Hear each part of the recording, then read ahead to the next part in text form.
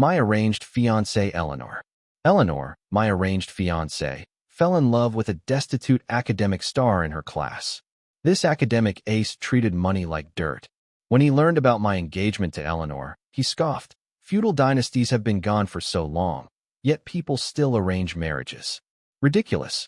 Eleanor was completely enamored by him and took it upon herself to call off our engagement. Shortly after, she eloped with him. 5 years later, I was on the cusp of becoming the heir of the Wong Group. Unexpectedly, at the handover ceremony, I saw Eleanor again. Even her heavy makeup couldn't conceal her exhaustion. With tears in her eyes, she said to me, "I regret it. The one I've always loved is you." The next day, Kai stormed up to me, shouting, "George, you think just because you have some money, you can seduce someone else's wife? Now I've lost all dignity. Are you happy now?" Chapter 1. The entire room fell into stunned silence. Everyone knew the Wong and Liu families had once fallen out because of a poor student. The Liu family's heiress had defied the engagement between the two families and eloped with that boy. In the end, out of love for their daughter, the Liu family agreed to their marriage, but only on the condition that the man marry into their family. That was supposed to be the end of the drama. That who would have thought there would be an encore? I frowned slightly. Kai had lived as a son-in-law in a wealthy family for 5 years, yet his fragile pride remained intact. However, his deep-rooted inferiority complex hadn't changed one bit. Under everyone's gaze, I glanced around the room and said calmly, "Mr. Ito, this is a public event. Please watch your language. If you want to talk, I suggest you calm down first. If you continue to make baseless accusations, I won't hesitate to have my lawyer respond." Kai turned pale, visibly embarrassed. I looked at him expressionlessly. His suit was high-in couture, and he wore a luxury watch worth millions on his wrist. Compared to the shabby boy he was 5 years ago, he looked like a completely different man, except for that prideful yet insecure personality, which hadn't changed at all. 5 years ago, Eleanor said Kai was different. He didn't fawn over her like other men, didn't flatter or grovel. Instead, he wasn't afraid to point out her flaws. To him, she wasn't an untouchable heiress, but just a classmate, an equal. That sense of equality felt like a spring breeze to her. In this circle, everyone was obsessed with power and profit, and even marriage was just another transaction. Loveless marriages were common, where both sides did as they pleased. One day, I saw Eleanor whispering with Kai in the library. There was a light in her eyes I'd never seen before. I wasn't bothered, but I didn't expect Eleanor to actually break off our engagement for him. I looked at her and asked, "Do you know what marrying him means? You'll lose this life of luxury, maybe even be disowned." Eleanor looked determined. "He's talented and full of ideals. He'll build a future for us with his own hands, not like you people who only care about money. He's right that true love shouldn't be shackled by money." "Of course he's not like us," I said. "He doesn't have money." I found it laughable that in the dirty world of the rich, someone like Eleanor could still believe in romantic ideals. I agreed to break off the engagement. The next day, Eleanor and Kai disappeared. They took the night train to the south. Before she left, Eleanor suddenly asked me, "George, did you ever love me?" I didn't answer, but truth be told, I once did have feelings for her. My parents married for love. My dad came from the countryside, was brilliant, and got into a top university on his own merit. When he pursued my mom, he couldn't even afford a suit. She was moved by his talent, married him against her family's wishes, and gave him everything she had. But once my dad made it big, he rekindled things with his college ex. My mom caught them together one day, and the very next moment, they got into a car crash and both died on the spot. My mom lost all will to live. She changed my last name, tried to kill herself more than once, and eventually was committed to a psychiatric hospital. My grandfather hated that country boy son-in-law and looked at me with the same disgust. I became invisible in the family until Eleanor came over as a guest. She invited me to hang out, and we grew close and inseparable. That's when my grandfather started paying attention to me again. Chapter 2. He called a family meeting and announced that he was going to choose an heir. I wasn't on the list of candidates at all. After all, aside from my mother, my grandfather had 2 sons, one of whom was an illegitimate child named Marcus. My older uncle was obsessed with pleasure and had no interest in running the family business. In contrast, my younger uncle, Marcus, was hell-bent on inheriting the family legacy, so I regarded him as my strongest competitor. Under immense pressure, I studied tirelessly every day. I wanted to prove myself to everyone, to make my grandfather see my capabilities. Before I even graduated, I had already led the company to achieve several new milestones, but none of these achievements seemed to impress my grandfather. Until my engagement to Eleanor was finalized. The Liu family was as prestigious as the Wang family, and a marriage alliance between the two would undoubtedly lead to a win-win situation. Only then did my grandfather turn his eyes toward me and formally announce that I would be the successor of the Wang family. Eleanor and I had known each other since childhood. We played together growing up, and our families were evenly matched. It was only natural that I grew fond of her. However, those trivial feelings vanished completely after she met Kai. My mother's experience had already served as a cautionary tale, so I had no favorable impression of Kai. The fact that a girl I liked was into a guy like him only made me feel regret. Giving up was the best option for me. No one was going to drag me into the mud. Kai had the look of a typical bookish guy. Fair, skinned, and scholarly. But at this moment, his face was twisted with rage. He pointed at me and yelled, "George, what are you trying to do? Why won't you stop pestering Eleanor? Do you even realize what you're doing? This is harassment. You're destroying someone's family." The entire room erupted. I could already envision the headlines splashed across major media outlets. Business rising star accused of harassing married woman, and George publicly denounced by Eleanor's husband. My assistant immediately began clearing the venue and sternly warned all guests not to leak any information. I felt a wave of frustration rise in my chest, and my tone turned cold. "Mr. Ito," I said, "for the sake of the Liu family, I won't pursue the baseless scene today. But if there's a next time, be prepared to face the consequences." With that, I motioned for security to escort Kai out. That night, when I returned home and opened the door, I saw Ava curled up on the sofa in a red slip dress. She looked up at me with tearful, pitiful eyes. The moment she saw me, she ran toward me and spoke in a sweet voice tinged with grievance. "George, I'm jealous." The way she cried like that in front of everyone, what's that supposed to mean? I pulled away from her clingy embrace. "Ava, who gave you the passcode to my door?" Her eyes sparkled as she looked at me, still pitifully. "It was Grandpa Wang who asked me to move in." Looking around, the once cold and empty room now had all sorts of decorations a young girl would like. The whole place now radiated a warm, cozy vibe. I couldn't help but frown. Her eyes never left me.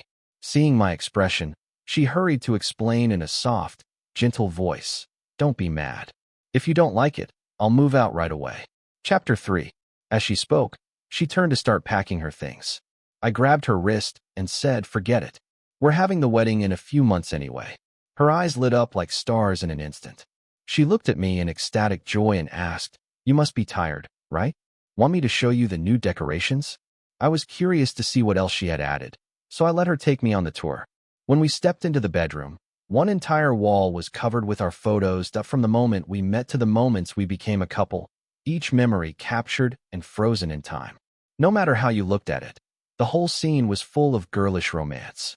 I couldn't help but smile, the corners of my lips lifting unconsciously. She asked, "I did a bit of decorating. What do you think?" Her eyes were full of anticipation, like a kitten waiting for its owner to pet it. It was hard to believe that this girl in front of me was the same one who had taken over the SIU group after her parents died in an accident. She had been handed the script of a true female lead in a power drama. In just a few years, she turned the company from loss to profit and led the SIU group to surpass every elite family in Beijing. And she was only 25, 4 years younger than me. In business settings, she always gave off a cold, distant impression, but today I was finally seeing the youthful vitality she should have had. Not wanting to dampen her enthusiasm, I casually praised her. "The photos look nice." Ava froze for a second, a blush creeping across her pale cheeks and spreading all the way to the tips of her ears. She murmured softly, "We can take more like these in the future." I was suddenly stunned. That's when I realized all the photos showed us in very intimate poses, which made my compliment come off as especially suggestive. Feeling a bit awkward, I forced myself to stay calm and said, "It's getting late. I'll go rest." With that, I quickly went upstairs. Grandpa allowing Ava to move and didn't surprise me. Ever since his illness forced him to step down, The Wang family had been on a steep decline. Even with all my efforts, I was only barely managing to keep things from falling apart. Restoring the Wang family to its former glory was easier said than done. He had once pinned his hopes on the Liu family, but that engagement had fallen through. Ava's appearance gave him a new sense of hope. He had said to me, "George, it's not that Grandpa doesn't trust you, but sailing through storms requires wind, and rising high takes momentum. Only those who know how to ride the wave are truly wise. The SIU family is our best possible ally." I understood the logic well. Marriages between prominent families had always been a way to secure power. As long as it could help me, I was willing to accept it. My brother, Daniel, was having a birthday party at the clubhouse. As I pushed the door open, the first thing I saw was Eleanor and Kai sitting together, side by side, close as ever. Chapter 4. She looked at me with grievance in her eyes, a storm of emotions swirling within them. I calmly avoided her gaze and moved to the farthest corner of the sofa. Daniel quickly leaned in and whispered, "Eleanor said she wanted to come. We're all in the same social circle that's hard to say no." Who knew her husband would shamelessly show up uninvited? Not wanting to discuss it, I pulled out a gift box from my bag and said, "Happy birthday." He tore open the wrapping without delay, and his eyes lit up instantly. He laughed and said, "Bro, you know me too well." Inside was a limited edition mechanical watch I had pulled a lot of strings to get my hands on.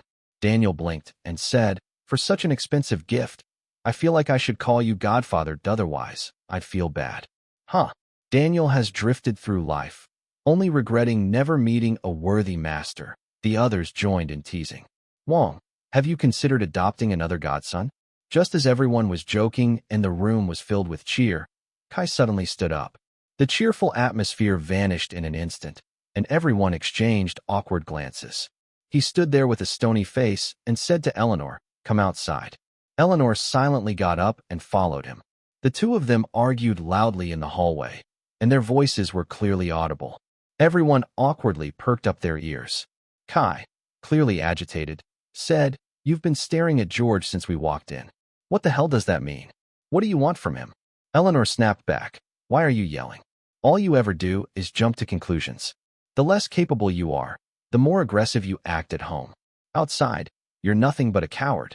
"I'm a coward?" Kai roared, his fury boiling over. "Then let me show you just how cowardly I am." The door was suddenly flung open. Kai stormed into the room like a madman, marched right up to me, and pointed at Eleanor, shouting, "George, if you want this woman, take her. I'm done with her." Eleanor chased in after him, grabbing his arm. "Are you done losing your mind? You're humiliating us. Can't we talk about this at home?" Kai yanked his arm away and screamed, "Talk about what? About how you still have feelings for George. How you keep thinking about him in secret. How you mutter his name in your sleep. Huh? I'm embarrassing? Eleanor, don't act so high and mighty. Who was the one desperate to marry me back then? I warned you that I'm not into the rich kid games you people play." Eleanor couldn't hold back anymore. Her eyes turned red as she shouted, "Yes, I was the one who insisted on marrying you. But Kai, don't make me regret it." Chapter 5. Kai looked like he had been struck by lightning, frozen in place. The entire room fell into a dead silence. Then he laughed out a twisted, desperate laugh. "So you finally said it," he said. Each word cut like a blade, every sentence bleeding pain. Eleanor collapsed onto the sofa, looking completely drained. I couldn't stand this ridiculous drama anymore. "Daniel," I said, "I'm leaving." Kai pounced in front of me like a wild animal, eyes blazing with rage. "George, you stole my wife, and now you want to run? You're nothing but a hypocrite in a suit, a beast in gentleman's clothing." Without a word, I swung my fist straight into his jaw. Kai staggered back, clutching his face, staring at me in disbelief. I said coldly, "A parasite like you looking down on elite families while enjoying every bit of their perks. You have no ability, no career, yet you still dare to act tough." My words hit his sore spot. His face turned red with rage, and he gritted his teeth. "Who the hell wants your money? You think being rich makes you special? People like you are disgusting." I didn't deny that powerful families have many flaws, and I didn't believe that money and competence were always linked. But wanting the benefits while insulting the source, that was shameless. I sneered, "Remember this, someone like you has no right to bark in front of me." Kai's face turned white, then red again. Infuriated by my words, he blurted out, "I'm not worthy? I'm not even impressed by trust fund brats like you." That sentence offended everyone in the room. The guests' faces soured immediately. Someone said, "Eleanor, since your husband looks down on all of us, maybe you too shouldn't be showing up at our gatherings anymore." Eleanor's face turned pale with embarrassment. She repeatedly apologized and dragged Kai out by force. What was supposed to be a fun celebration ended in a complete mess. Daniel noticed I wasn't in the mood and insisted on taking me to a bar to continue the night. He skillfully called over a line of hostesses, each stunning and perfectly styled. He winked at me and said, "George, first time here? Don't worry, these girls are all very professional." He waved to one hostess who looked like a current celebrity.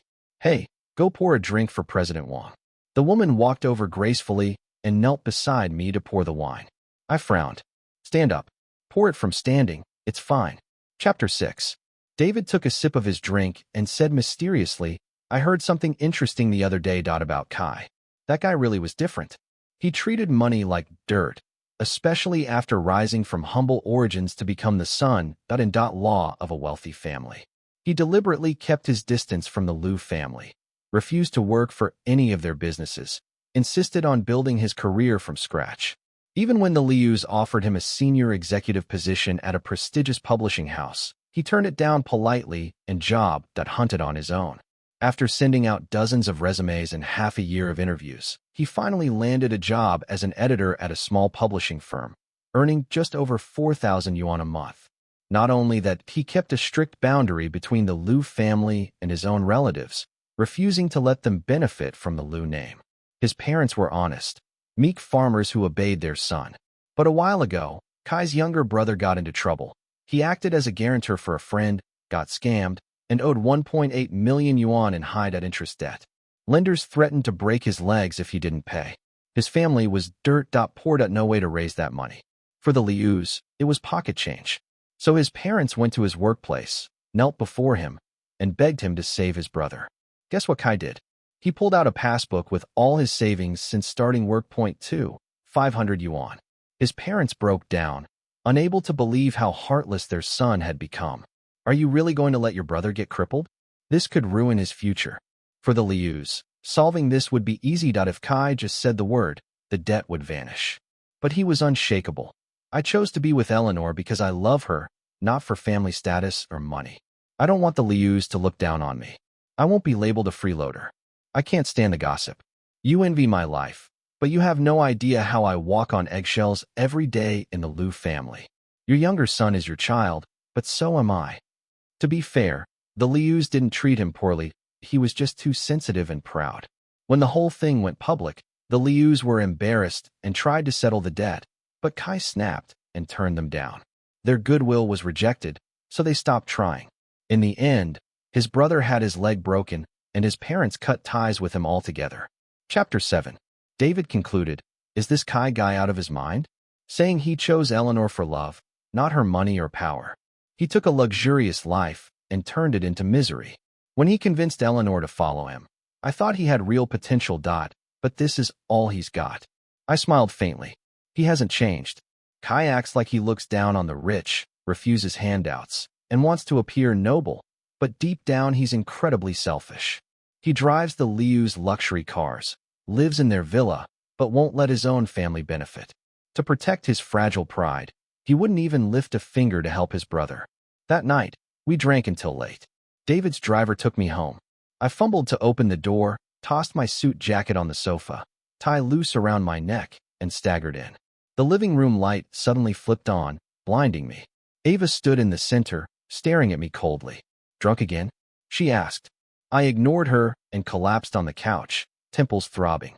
Closing my eyes, I rubbed them, then a pair of soft hands massaged my temples. Ava's voice softened. "You've always been prone to migraines, yet you still drink so much." I frowned in frustration.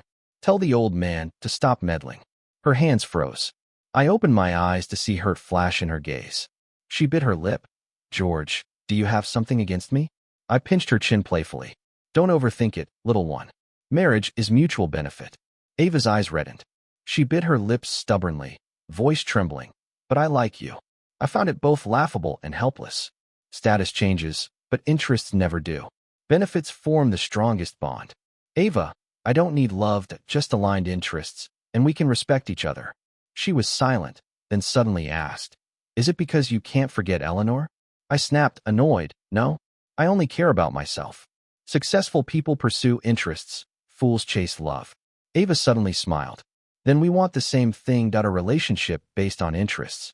We will respect each other." I had no reply. I truly didn't understand where Ava's obsession came from. She never said, and I didn't care to ask. Let her be. Chapter 8. Days later, I ran into Eleanor at a business cocktail event.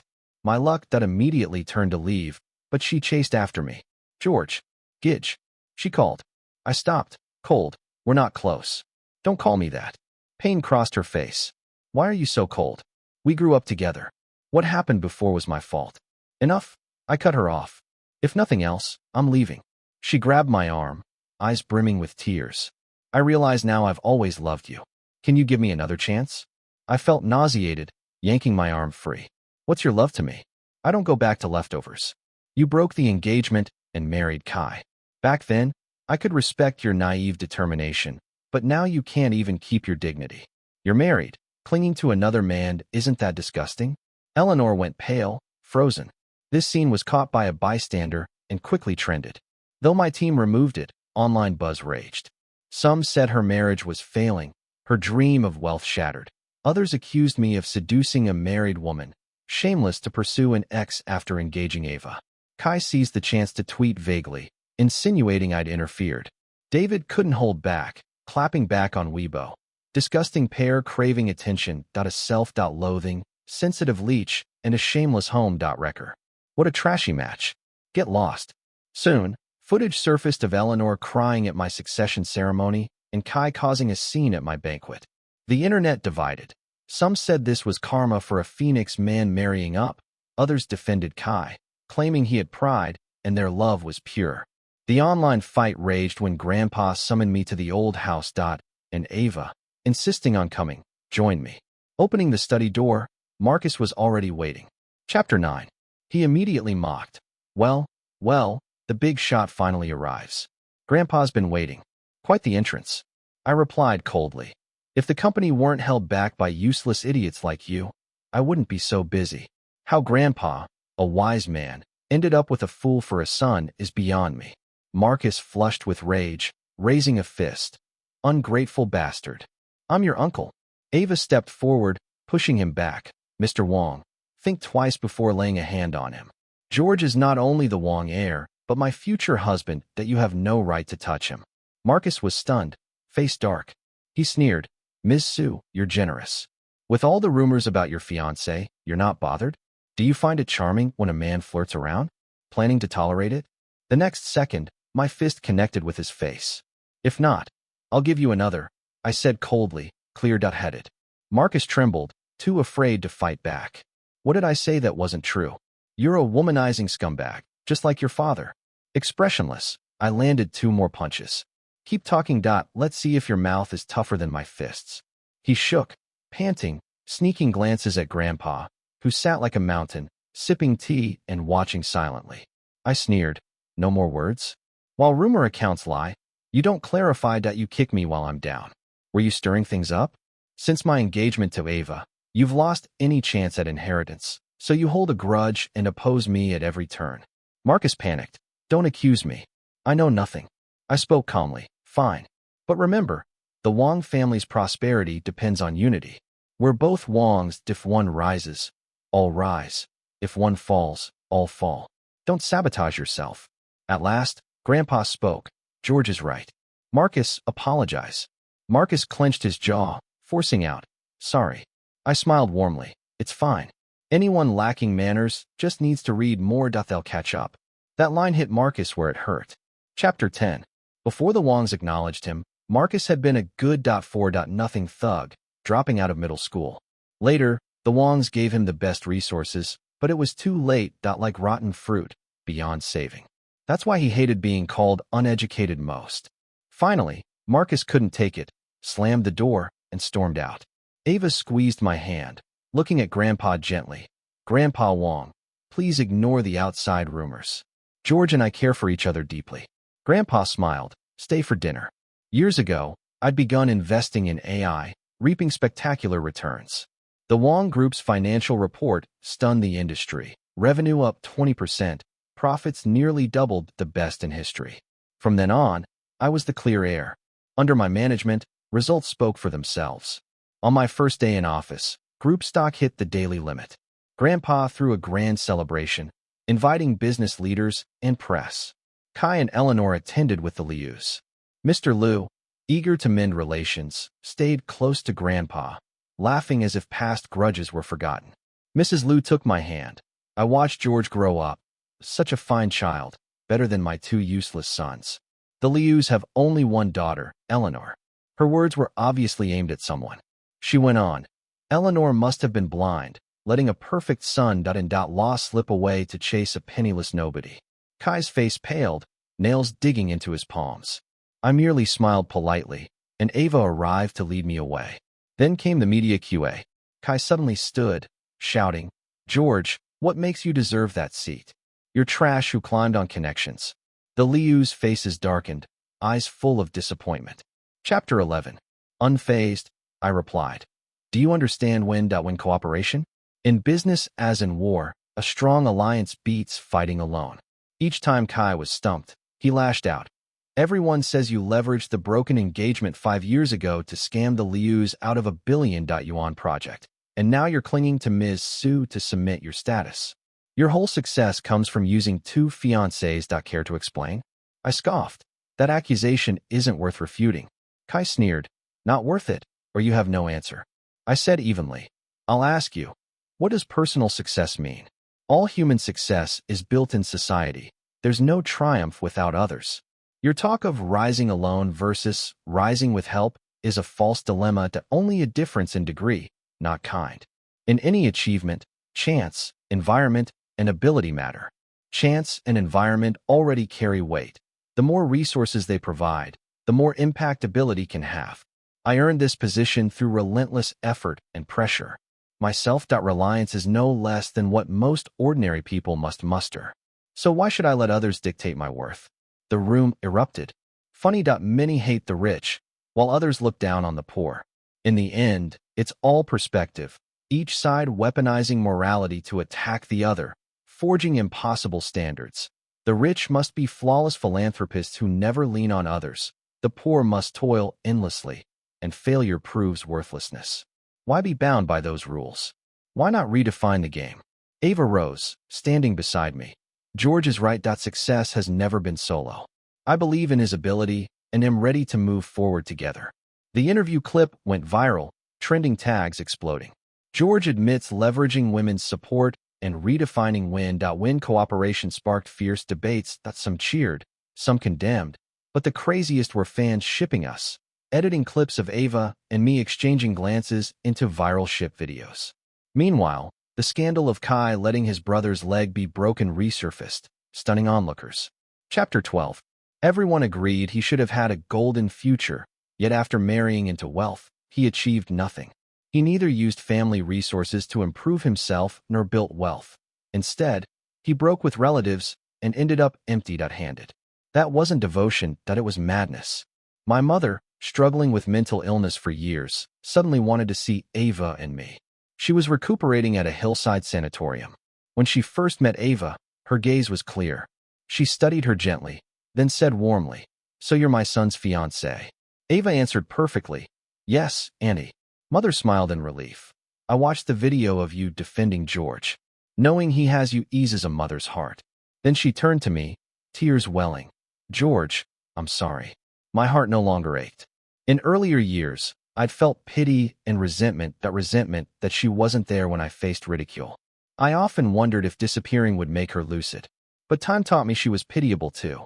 Without that accident, she would have loved and protected me as she did now. Softly, I said, Mom, I'm doing well. Take care of yourself. Grateful tears shone in her eyes. Leaving the sanatorium, I stared out the car window, lost in thought. Ava drove us to the seaside. Listening to waves crash, she whispered, George, lean on me. You deserve a break. Resting my head on her lap, I finally dropped my defenses and wept silently. All the bitterness of years spent fighting alone poured out. The climb to the summit is thorny, but I reached the peak. News of Kai and Eleanor next reached me as rumors of their marriage collapsing. The once spectacular wedding had been a mirage that dreams inevitably dissolve. After the failure, Eleanor seemed to mature, but taking over the Liu family, she made bad decision after bad decision.